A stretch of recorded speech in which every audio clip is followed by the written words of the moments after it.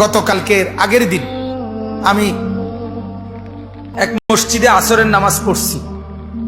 তো মসজিদের পাশে কবরস্থান, এই কবরস্থানে আপনার আমার পরিচিত, আমার মাদ্রাসার সামনে।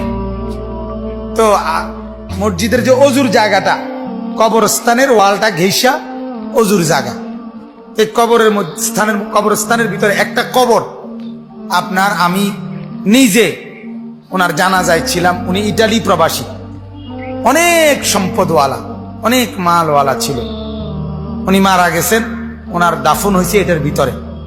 আহা, আমি দেখলাম, অনেকক্ষণ তাকায় রইলাম। এই অজু করতে বসে ওনার এই ট্যাংরা বেড়া দিয়া কবরটার মধ্যে, ওই যে ফাঁক ফাঁকওয়ালা বেড়া বানায় না, এরকম বেড়া দিয়া আপনার কবরটার মধ্যে আছে। আর এই পুরাটা কবরের এই জায়গাটা এই পরিমাণ